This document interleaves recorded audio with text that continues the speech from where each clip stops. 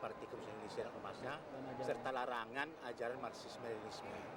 Ada beberapa alasan kenapa kita tetap mempertahankan itu. Satu, ajaran Marxisme-Leninisme itu bertentangan dengan Pancasila. Bung Karno sendiri pada waktu panitia persiapan kemerdekaan menyatakan dengan tegas bahwasanya ajaran Leninisme komunis itu bertentangan Pancasila. Yang kedua, PKI itu sudah melakukan pemberontakan 2 kali. Pertama tahun 48, kedua tahun 65. Sehingga Bung Karno juga yang mengatakan, pilihlah Soekarno-Hatta atau Alimin Musuh, kan begitu waktu itu. Jadi yang ketiga, alasan ketiga, itu kan sudah berlaku, cuma sekali berlaku.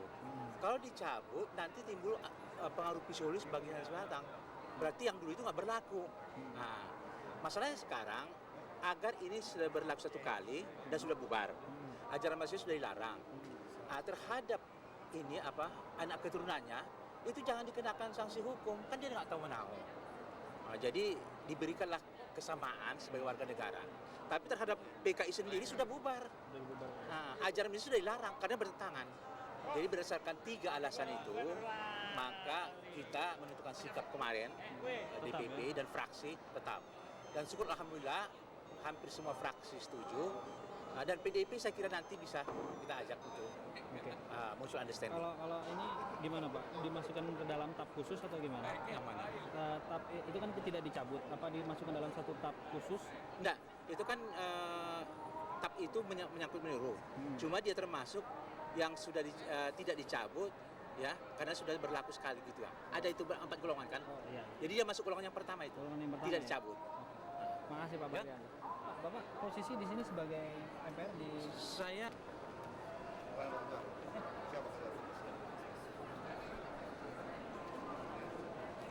TAP 33 ya memang kami menghendaki supaya ada rehabilitasi secara resmi. Walaupun sebetulnya secara de facto dengan adanya peringatan 100 tahun Bung Karno kemarin itu sudah merupakan satu pengakuan dan rehabilitasi nama Bung Karno secara de facto. Tapi kami inginkan ya TAP MPR yang masih tetap mendiskreditkan Bung Karno itu sebaiknya dicabut lah, karena memang sudah tidak relevan lagi. soal TAP yang Marxisme, ajaran Marxisme. Oleh TAP 25 ya kami serahkan kepada seluruh peserta sidang lah. Itu nggak jadi prioritas buat kita. Yang jadi prioritas Bung Karno, karena Bung Karno sendiri ya sebetulnya sudah relatif sudah dapat dipahami lah apa yang dilakukan oleh Bung Karno pada saat itu. Artinya tetap diusulkan tapi tidak menjadi prioritas. Kami tidak mengusulkan. Tidak mengusulkan. Yang TAP 25 tidak. Tidak ya. Hanya TAP 33 aja. Hanya TAP 33. Artinya dicabut ya. Iya, TAP 33 dicabut. Dicabut, tidak menjadi usulan PDIP lagi ya. Yang mana? Yang TAP 25. Kami nggak pernah mengusulkan TAP 25 dicabut. Oh, berarti TAP 33 aja. Yang berkembang di pers itu tidak benar ya? Hanya TAP 33 aja. Itu sejak dari dulu, dari sidang tahunan yang dulu-dulu TAP 33. Komisi rekomendasi itu gimana tanggapan PDIP sendiri? Sekarang ini kita harus melihat bahwa dengan selesainya amandemen Undang-Undang Dasar 45 dalam sidang tahunan yang lalu, sebetulnya fungsi dari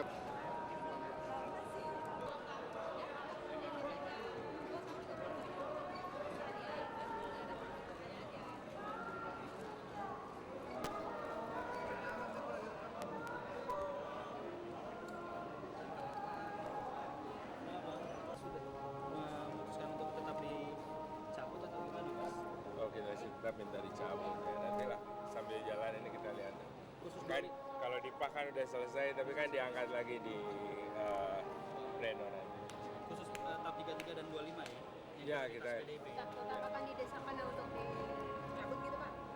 Iya, dari kita maksimal lah, kita akan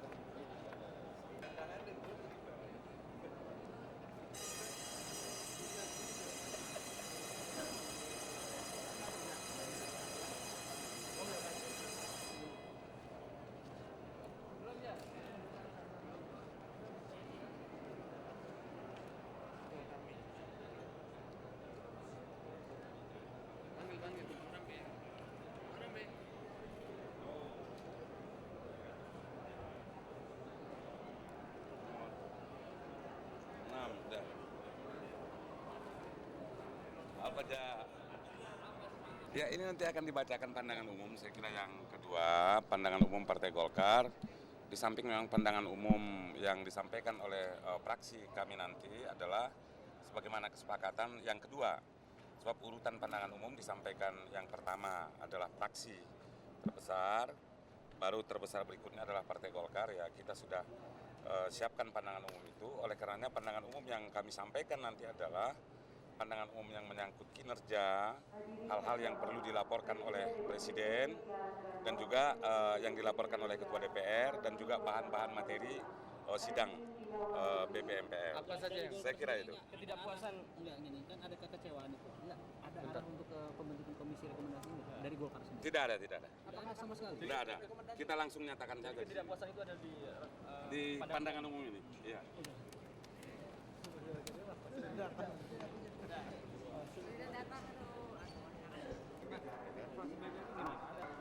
Kita lebih cenderung ini ya di dalam pemandangan umum, tekanannya ke pemandangan umum. Artinya beberapa kekecewaan terhadap kinerja pemerintah Ya, dan ya. lembaga-lembaga tinggi negara. Artinya gini, pemerintah penyelenggara negara selama ini harus berpegang teguh kepada tap-tap MPR yang lalu kan artinya. Di sidang ini kan kita memberikan evaluasi. Sudah berapa banyak yang dilaksanakan, dan apa yang terjadi penyimpangan-penyimpangan, itu akan kita soroti. Itulah bukan kinerja atau raport. Sebab kalau kita memberikan satu rekomendasi atau apa, kalau kita memberikan penilaian, evaluasi, mesti ada risikonya kan. Apa tuh? Risikonya ya dia harus berhenti kalau misalnya ditolak gitu kan, pertanggungan jawab itu. Jadi kita nggak pakai itu sesuai dengan ketetapan MPR yang lalu. Artinya dalam pandangan umum PBB kali ini tidak ada usulan Kita hanya komisi rekomendasi itu mengkritisi apa yang telah dilaksanakan oleh pemerintah supaya rakyat tahu, ya itu saja. itu saja ya. Nah, Jadi Mekanisme komisi rekomendasi atau dari pemandangan umum aja? dari pemandangan umum kalau kita, tapi lihat perkembangan. Kalau memang nanti yang terbanyak membutuhkan rekomendasi ya paling ya kita rekomendasi apa-apa yang kita sampaikan di pemandangan umum. Kan sebenarnya banyak.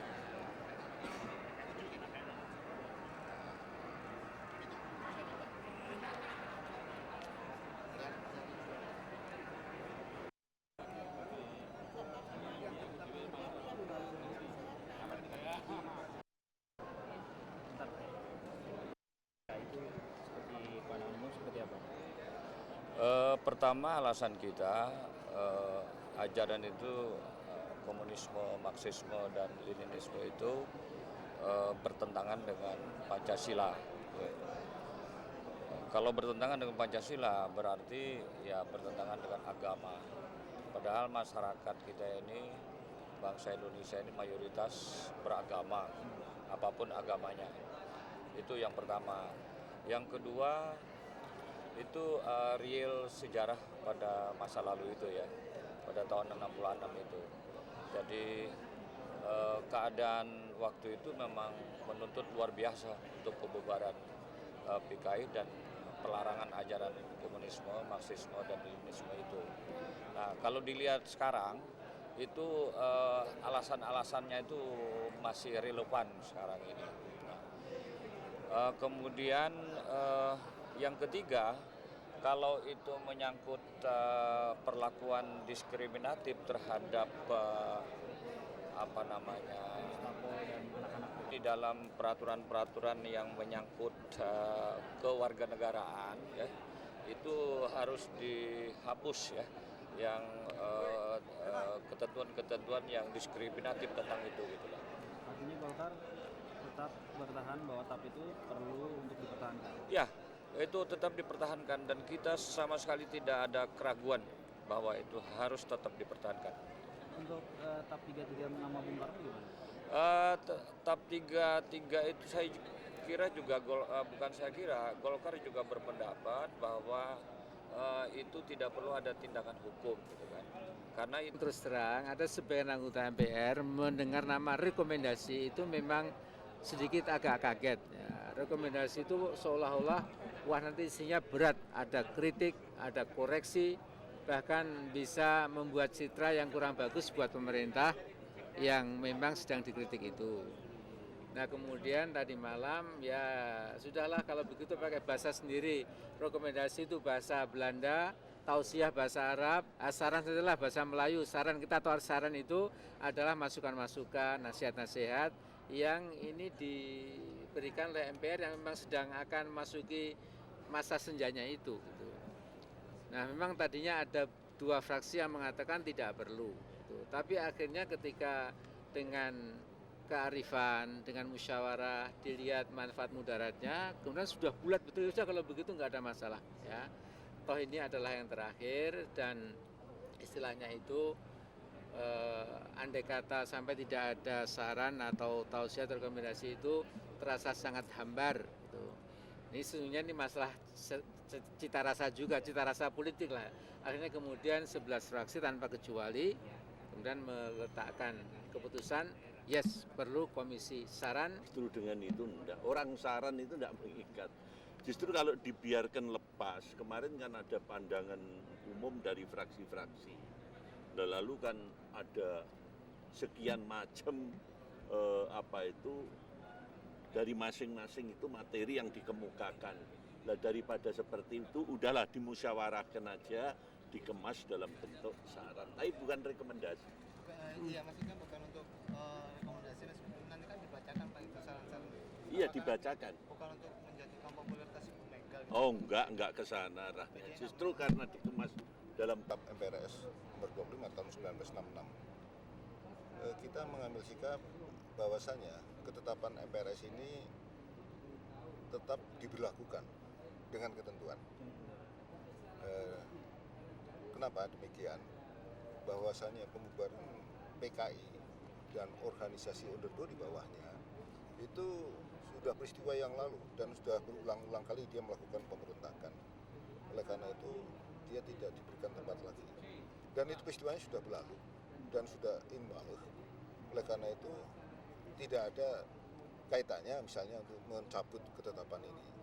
Artinya kalau dicabut, gimana kita mencabut orang itu dibuat oleh majelis pada tahun 1966. Yang kedua tentang penyebaran ajaran paham Marxisme, Leninisme, Komunisme juga kita minta dilarang.